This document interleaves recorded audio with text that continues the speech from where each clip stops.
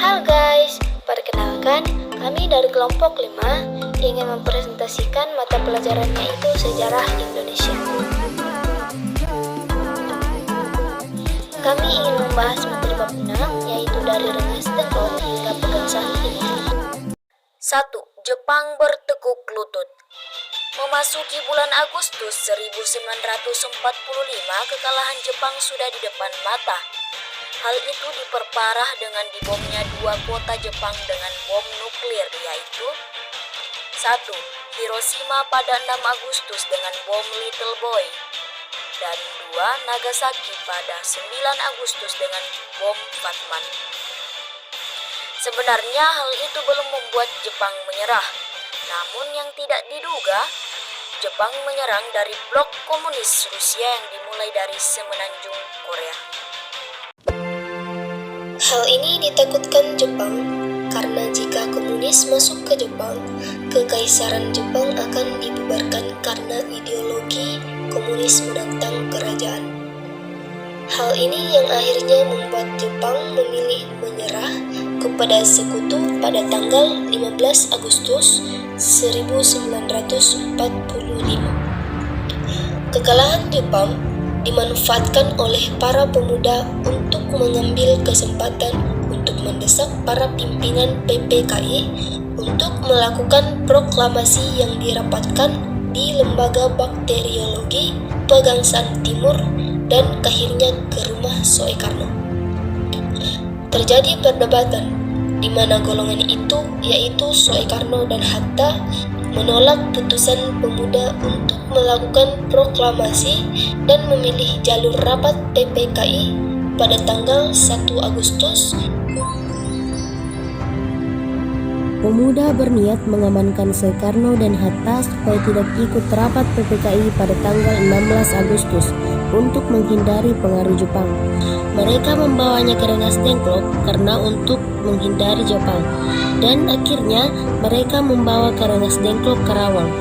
Nah, tidak ikutnya Soekarno dan Hatta membuat salah satu anggota PPKI, yaitu Ahmad Subarjo, curiga, dan kecurigaan itu tertuju kepada para pemuda, dan akhirnya Ahmad Subarjo itu bertemu dengan para pemuda waktu itu yang ditemui adalah Laukan.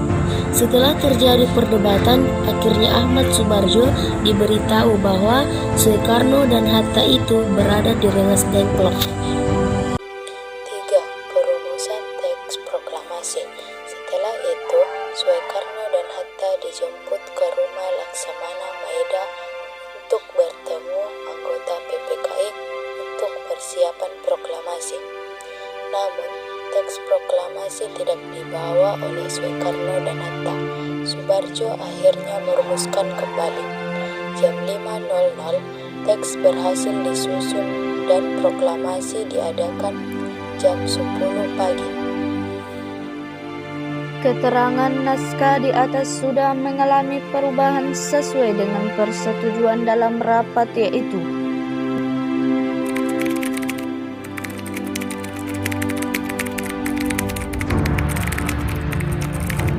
demikian pertemuan dini hari itu menghasilkan naskah proklamasi. Agar seluruh rakyat Indonesia mengetahuinya, naskah itu harus disebarluaskan. Timbullah persoalan tentang bagaimana cara naskah tersebut disebarluaskan ke seluruh Indonesia. Soekarno mengusulkan agar naskah tersebut dibacakan di lapangan Ikada. Proklamasi ini diadakan di lapangan Ikada, tetapi dijaga Jepang, jadi pelaksanaan proklamasi diadakan di depan rumah Soekarno. Ketika proklamasi dilaksanakan itu artinya Indonesia sudah merdeka. Proklamasi. Kami, bangsa Indonesia, dengan ini menyatakan kemerdekaan Indonesia. Hal-hal yang mengenai pemindahan kekuasaan dan lain-lain diselenggarakan dengan cara saksama dan dalam tempo yang sesingkat-singkatnya. Jakarta, 17 Agustus 1945, pada 17 Agustus 1945, para pemimpin dan pemuda keluar dari kediaman Laksamana Maeda dengan diliputi kebanggaan. Para pemuda melakukan kegiatan untuk penyelenggaraan pembacaan naskah proklamasi. Para pemuda berbondong-bondong menuju lapangan Ikada karena informasi dari mulut ke mulut bahwa proklamasi dilaksanakan di sana. Rupanya Jepang mencium kegiatan tersebut sehingga mereka berusaha menghalanginya. Proklamasi tidak dilaksanakan di lapangan Ikada, tapi dilaksanakan di Pengangsaan Timur nomor 56. Paginya rumah Soekarno dipadati sejumlah massa. Kemudian Dr. Muward meminta Latif Hedraningrat dan beberapa anak buahnya untuk berjaga-jaga di sekitar rumah Soekarno. Wali Kota Jakarta, Suwiryo memerintahkan kepada Wilopo untuk mempersiapkan peralatan yang diperlukan, sedangkan Sudiro memerintahkan S. Suhut untuk menyiapkan bendera sekaligus tiang bendera. Bendera itu sendiri dijahit oleh Ibu Fatmawati.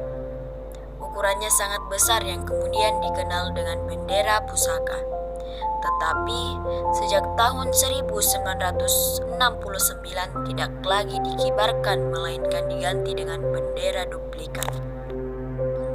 Acara yang direncanakan pada upacara itu adalah: pertama, pembacaan teks proklamasi; kedua, pengibaran bendera merah putih; ketiga, sambutan wali kota dan keamanan.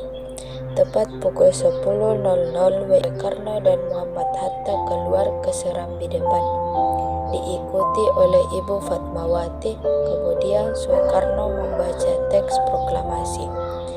Pengibaran bendera merah putih yang dilakukan oleh Latif Hedraningrat dan S.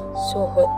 Setelahnya, Suwiri beserta Dotrandes Muwardi memberikan sambutan dan upacara selesai. Antara 3-11 September 1945, para pemuda di Jakarta mengambil alih kekuasaan atas stasiun kereta api, sistem listrik, dan stasiun pemancar radis tanpa perlawanan dari Jepang. Akhir September 1945, instalasi penting di Yogyakarta, Surakarta, Malang, dan Bandung sudah direbut para pemuda Indonesia. Para pemuda dan mahasiswa mempraksai rapat raksasa di lapangan Ikada.